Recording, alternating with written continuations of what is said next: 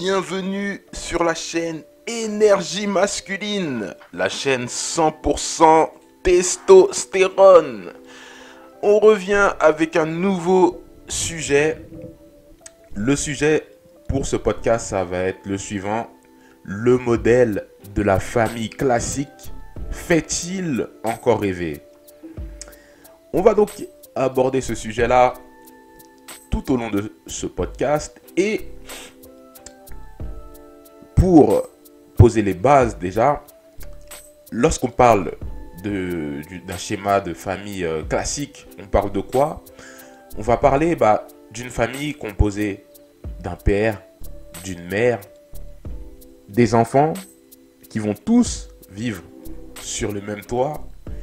Et idéalement, quand on pense à la famille classique modèle, on pense à la famille qui habite dans sa petite maison, avec un jardin, avec le petit chien. Bon. Là, on va dire qu'on est plus dans un schéma de famille classique, mais selon le modèle occidental. Alors, ce schéma, est-ce qu'il fait encore rêver de nos jours, au moment où justement on a l'explosion de la monoparentalité, c'est-à-dire des situations plus généralement qui vont concerner des mères qui vont élever leurs enfants seuls, mais ça peut aussi être dans certaines conditions, dans certains cas, des pères qui vont élever leurs enfants seuls. Bon, c'est beaucoup plus rare que l'inverse. Et on est aussi à une période où les unions entre les personnes du même sexe sont désormais possibles. Et on a une part grandissante d'union de personnes du même sexe qui remet un petit peu en cause ce schéma familial classique. Et on a aussi le cas de personnes qui décident de rester célibataires, on va dire de manière volontaire. Donc, on a de plus en plus de personnes, ça peut aussi bien concerner des hommes comme des femmes, qui décident de rester célibataires pour pouvoir, par exemple, se consacrer à leur carrière professionnelle. Et on a également, parmi ces cas de célibataires volontaires, et même certaines personnes qui peuvent être en couple, mais qui vont donc décider de ne pas procréer, qui vont envisager de ne pas avoir d'enfants. Donc on va se retrouver, pour certains cas, à avoir des couples qui n'auront pas d'enfants, puisque ce sera un choix assumé. Mais on a aussi les personnes qui préfèrent rester célibataires et qui ne veulent pas du tout, ou qui n'envisagent pas du tout d'avoir des enfants. Et quand on rajoute à ça le fait de voir, on l'a vu ces derniers temps, des couples hyper riches, comme les couples de milliardaires Bill et Melinda Gates, et aussi Jeff Bezos, le fondateur de Amazon, et sa femme se séparer. Quand on voit des modèles comme ça dans les plus hautes sphères de couples qui se déchirent à travers des divorces, on peut se demander si le modèle de la famille classique fait toujours rêver. Et en plus, on est dans une société où le loisir, le divertissement prime sur quasiment toute autre chose. On a tous envie de se divertir, de profiter, de faire des loisirs, de faire des voyages. Et puis ça peut rentrer, on va dire, dans la balance lorsqu'on décide de faire sa vie de famille. Est-ce que se mettre dans une vie familiale classique, c'est remettre en cause le fait de pouvoir profiter des loisirs, du divertissement, etc. Donc parfois, c'est des choix aussi. Certaines personnes ont vraiment envie de profiter des loisirs, des divertissements, et retardent ce choix-là de créer, de fonder sa propre famille. Donc, donc en évoquant donc, tous ces aspects-là, je me posais cette question et je voulais aussi partager ça avec vous. Et c'est l'objet donc, de ce sujet. Est-ce que le modèle de la famille classique fait encore rêver? Je pense tout de même que le modèle là, de la famille classique, comme je l'ai défini en début de podcast, je pense que ce modèle est toujours prédominant. C'est toujours un modèle qui reste, bien sûr, ça fait encore rêver. Hein. C'est un modèle qui est encore, on va dire, qui persiste. C'est toujours le modèle qui prédomine.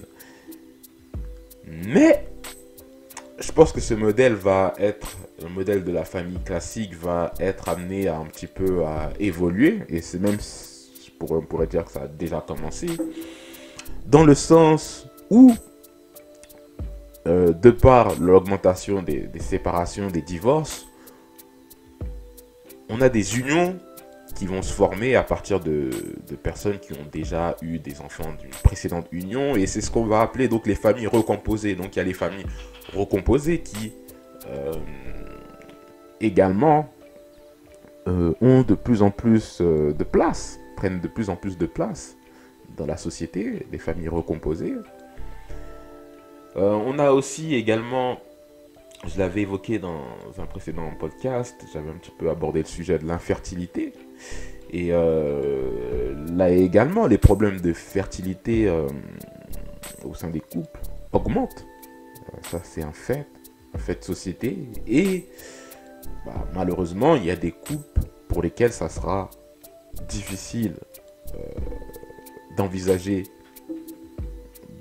d'avoir des enfants par les schémas naturels. Et donc, il y a, pour ces cas spécifiques, la notion d'adoption qui pourra se présenter à ce type de profil de couple.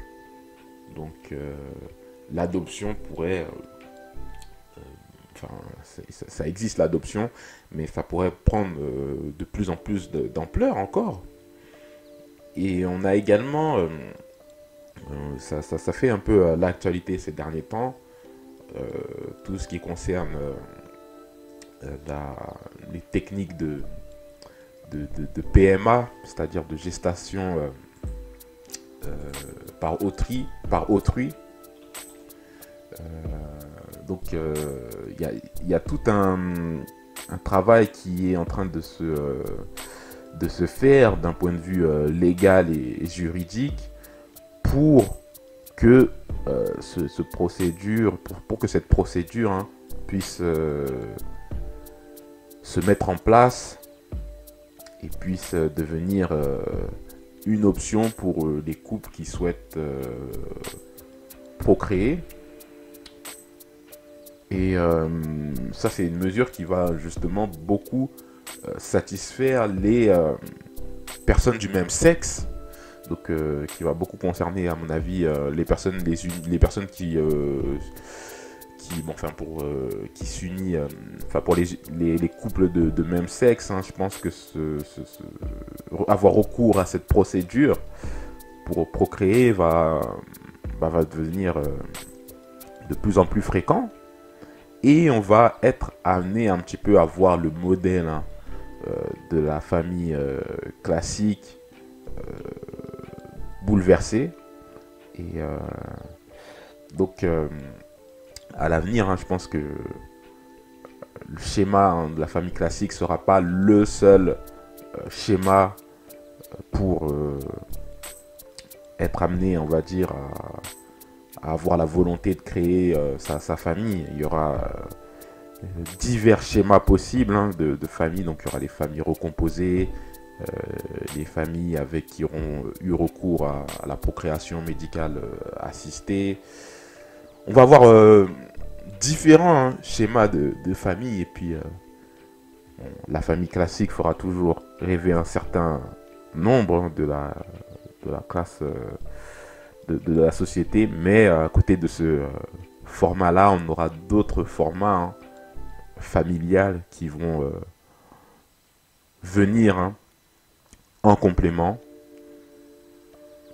Et voilà en tout cas ce que je voulais dire par rapport à ce sujet. Donc n'hésitez pas à réagir. Hein.